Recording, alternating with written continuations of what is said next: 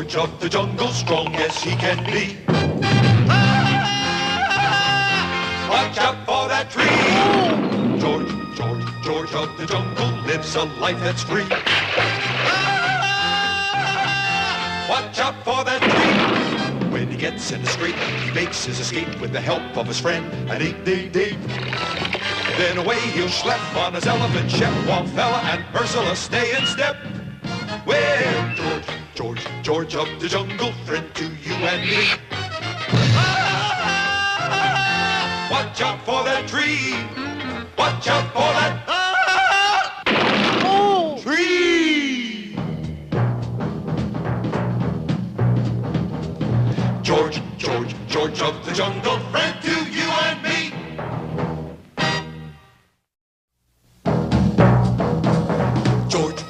George of the jungle, strong as he can be. Watch out for that tree. When he gets in the scrape, he makes his escape with the help of his friend, an 888. Then away he'll schlep on his elephant ship, while Fella and Ursula stay in step. Well, George of the jungle, friend to you and me. Watch out for that tree. To a jungle lord, there are few things more irritating than getting an arrow right through your classified section. A poisoned arrow. With a note attached. This is your last warning. Last warning? George never got first warning. Disregard previous arrow. This is your first warning. More like it. Get off my property. Kindest regards, Jerry Mander. Who gerrymander? Glad you asked. Glad you asked. That's me, folks, is gerrymander, subdivider, and general contractor. My card. Gonna carve a civilization in the wilderness. Bowling alley, pizza parlor, the whole schmear. Gonna call it Tsitsi City. George not understand. That's why I brought my lawyer. Explain it to him, Manny. Magalumba nakanumba kukamanga tijuana tohonga. What that mean? Well, cutting through the legal jargon, George, it means we're evicted, thrown out. Not possible. Oh, yes, possible. You see, it says so right here in the writ of mandamus habeas corpus certiorari and Rosie O'Grady. Don't try to read the fine print. You'll ruin that keen jungle eyesight. George, I'm afraid we have been ipsoed and factoed. Now hurry, folks. You've got till sundown to clear out. Gosh, how time flies when you're having fun. Okay, bulldozers, you're on. George, look, a whole fleet of bulldozers. Well, there goes the neighborhood. George, stop bulldozer, or no reason why. That's pretty good reason. Soon much of the fertile Mbwibwi Valley was cleared of its dense foliage, and in its place, houses began springing up like mushrooms. Now, if I could only get them to start springing up like houses. A little joke there. But mighty George wasn't going to take this lying down. You're going to drive the interloper from our valley? Drive nothing. George make him walk. Good for you, George. Oh, my, I do hope his splints hold. Now, let me get this straight, Georgie. You're challenging me, gerrymander, to a duel? Right. And I get to choose the weapons? Right. Okay. I choose shovels at 10 paces. Shovels? Pretty silly duel, but okay. George, get shovel and... Hey, what's up? You are, Georgie boy. Put George down. Well, if you insist. Okay, let's roll those cement tracks. Roll them, roll them, roll them. George, the freeway's going right past our house. Going fast, it's going through. That does it. George, put foot down. A few minutes later, George was swinging on his way to try again to bring peace and harmony to Mbwibwi Valley. Suddenly, he made a shocking discovery. Number 38 crosstown vine missing. I took it down. It interfered with the TV reception. You really asking for trouble, fella. Okay. What's that? George, call for rhinoceros herd. Come trample whole building development to ground. Surely you jest. There's not a rhinoceros within 50 miles. Make no never mind. Rhinos got keen sense of hearing. But terrible sense of direction. As a last resort, the intrepid ape-man dropped in on the Bombashooty witch doctor. Yes, my good man. What is it? What is it? Witch doctor voice sound funny. Well, you got kind of an adenoid problem yourself, booby. What's it gonna be? Need spell to make evil builder gerrymander go away. No problem at all. First, let me scatter these feathers to the winds. Part of secret ritual, huh? What secret ritual? I was plucking a chicken when you arrived. Now, here you are. Just take this juju box of the powerful spirit, Tiniti. Tiniti? Yeah, his name is right on the side. Oh, sure. Tiniti. Now, just close your little eyes and lie down here. There. All comfy? Rope's a little tight, doctor. Not for long. Now, just say whatever comes into your mind. Nothing there, eh? Well, don't worry. There's lots of time. And the couch holding George and the TNT rose into the air and disappeared from sight. Well, that's that. Thanks for the use of your office, Doc. You're so right. Now to cut the ribbon on the Tsitsi City supermarket. But at that moment, George and the TNT dropped into the deep waters back of nearby Mbwibwi Dam. A moment later, the couch bobbed to the surface. Uh-oh. George dropped Tiniti juju box. The explosion blew apart the dam, causing the entire housing development to be washed away in the flood. When Tiniti make juju, he make juju. And so, the threat of civilization a thing of the past, George returned to his carefree, if slightly soggy, way of life. What's that on the end of your line, George? Evil builder gerrymander. You're fishing for gerrymander? Not fishing for him. Use him for bait. Ow! Ooh! Ooh! Watch the teeth, fella! Watch the teeth! Ooh! Ooh! Ooh! Ooh! Tom Slick, let me tell you why he's the best of all good guys. Tom Slick, in the Thunderbolt we slapper once he's on your tail. He won't quit because you know there's no such word as fail to Tom Slick. Welcome to the Great Dismal Swamp and the Ira K. Dismal Swamp Buggy Race. It is a typical racing day in the swamp, wet, cold, and miserable. And speaking of miserable, here is that black-hearted villain, dirty cheat, and habitual nail-biter, Baron Otto Matic. Boo? Hold the mirror still, Clasher. Baron, you shaver off your mustache. Nobody will know you're the bad guy. Except me. It's my foolproof plan to beat Tom Slick. How's that? Tom Slick is such a gentleman. He could never win a race from a lady, right? Right, but you're not a... Oh, yes, you are, too. Wait for old Gertie, Tomboy. I've got some water in my shoe. Say, who's the attractive thing in the way out racing togs? Attractive, no. Thin, yes. Well, I declare to Gunny, it's mine hero, Tom Slick. Oh, you are even handsomer than your pictures. Yes, that's because little pitchers have big ears. Oh, tee-hee-hee-hee-hee. Mr. Slick, you are a rogue, sir. A rogue. Call me Tom, Miss, Boondocker. Wilma May Boondocker. Wilma May? Boondocker? Are you in today's race, Miss Boondocker? You bet your goony bird, Buster. I mean, yes, indeed you do, Tommykins. Tommykins? Racers, man your bugs. And the swamp buggy racers dash to their strange-looking craft. The starter raises his pistol. And there they go. It's a dirty business, swamp racing.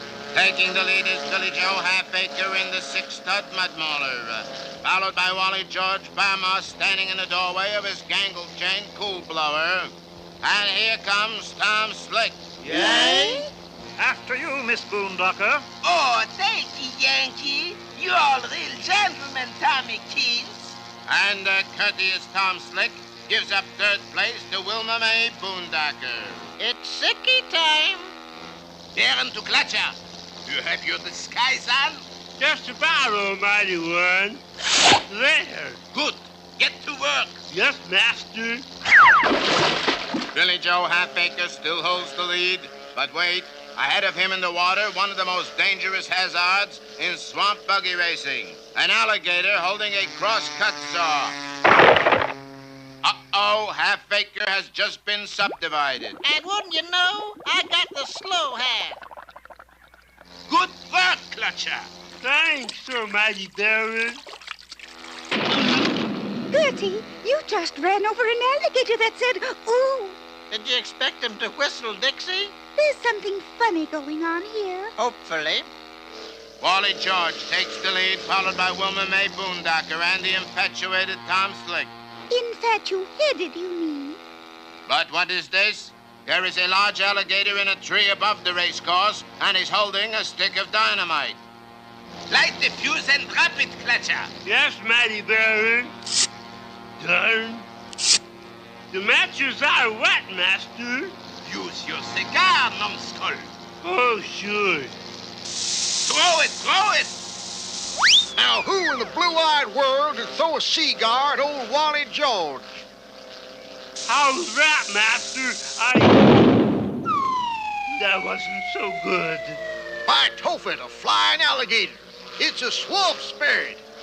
And the terrified Wally George changes course. Always a dangerous move in swamp racing, as you can see. The race is now a battle between Wilma Mae Boondocker and Tom Slick. Hand me that fishing pole, Marigold. I'm going to try a new angle. Wilma Mae streaks for the finish line. I'm afraid I'll have to challenge you for the lead, little missy. Oh, dearie me. I dropped it, my lace hanky-poo-poo. Well, that tears it. No gentleman can refuse to pick up a lady's lace hanky-poo-poo. Oh, fie. Tom is turning back. Oh. I've got it, Miss Boondocker. You mean you had it, you nitwit? Now. Got it. Good heavens, Miss Boondocker, you flipped your wig. That's not a girl, Tom. That's Baron Otto Matic. The Baron? You mean I've been flim-flammed? By a pretty flimsy kind of flam, too. That makes my sporting blood boil. I'll bet this hanky-poo-poo isn't even real lace. Look out, Baron. Here I come. Yay! The mighty Thunderbolt Grease Slapper is barely touching the surface of the water. The friction is actually turning that muddy water to steam. That steam drive should make the difference between defeat and victory. In the mud-filled stretch, it's Tom. It's the Baron. It's Tom, the Baron. And the winner is... Oh! Wait, I'll clean him up a little. It's Tom Slick. Yay! I guess the Baron won't need this anymore. Baron to Clutcher, where are you? Is that you, mighty Baron? Yes. How can I be sure? I'm sure. Clutcher, you miserable failure. You couldn't fool anybody in that alligator suit. Oh, yes, I could, master. I fooled him. When you find yourself in danger, when you're threatened by a stranger, when it looks like you will take a licking, there is someone waiting who will hurry up and rescue you. Just call for Super Chicken. Fred, if you're afraid, you'll have to overlook it. Besides, you knew the job was dangerous when you took it. He will drink his super sauce and throw the bad guys for a loss, and he will bring them in alive and kicking. There is one thing you should learn when there is no one else to turn to. Call for Super Chicken. Call for Super Chicken.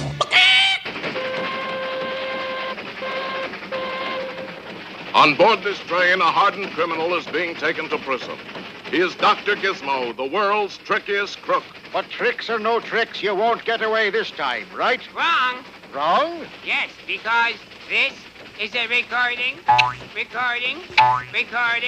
It was then the police officer realized that he was handcuffed to a dummy made up to look exactly like Dr. Gizmo. I've been sitting here talking to a dummy. Me too.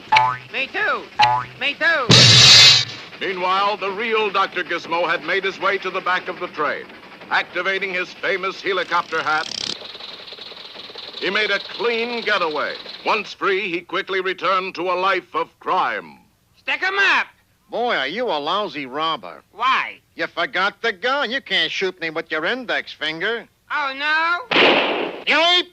Lifting his victim's wallet with his scissor extension wallet grabber, Gizmo fired his jet roller skates and sped away. Help! Help! Fortunately, Henry Cabot Henhouse III and his friend Fred were nearby. Uh-oh. Sounds like Dr. Gizmo is on the loose again. This looks like a job for Super Chicken.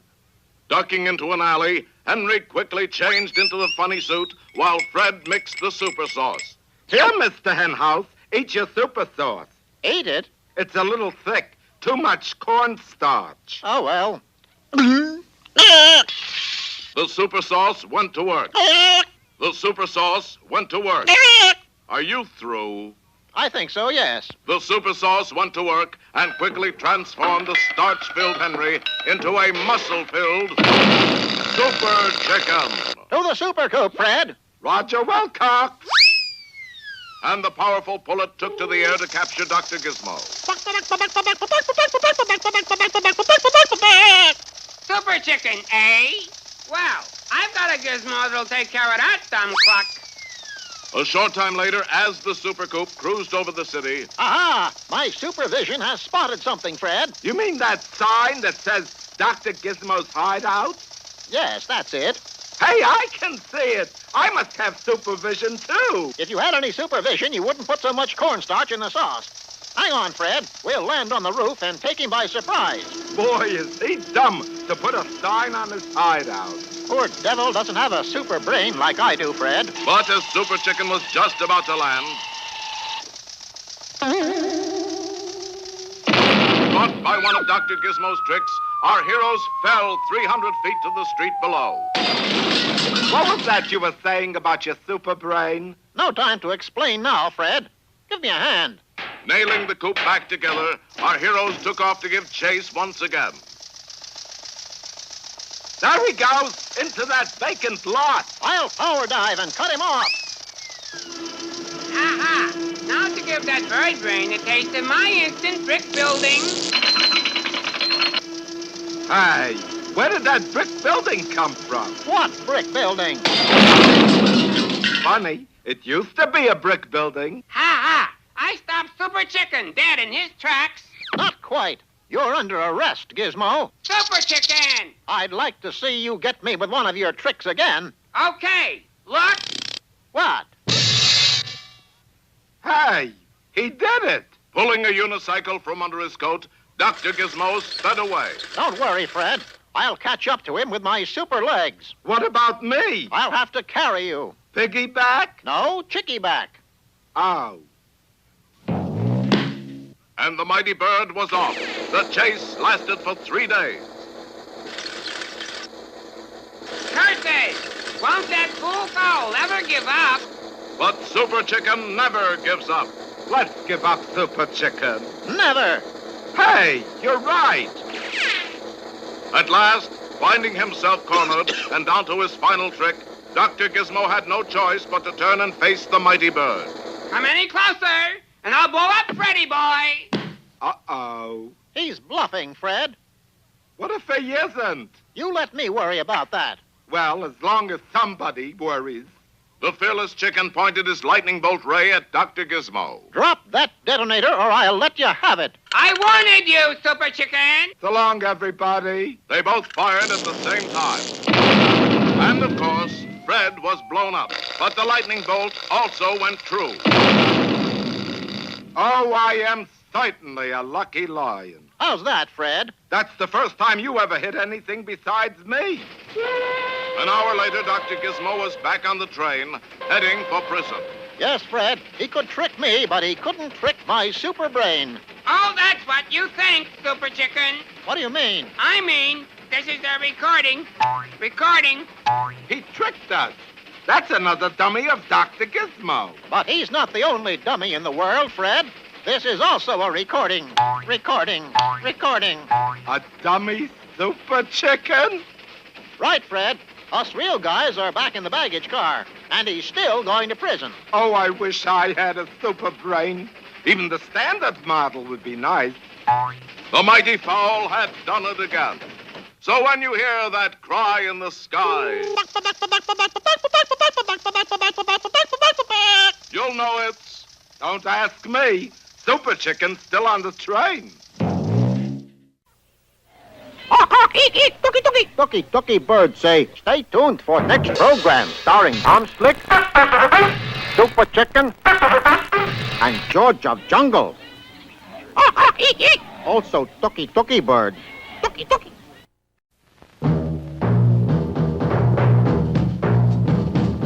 George of the jungle, strong as he can be.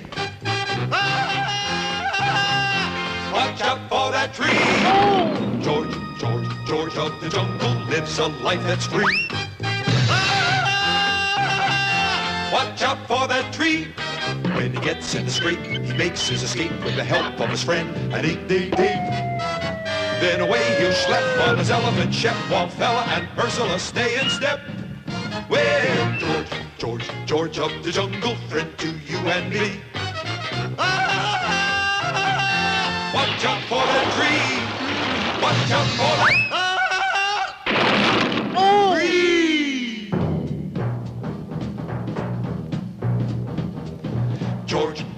George of the jungle, friend to you and me.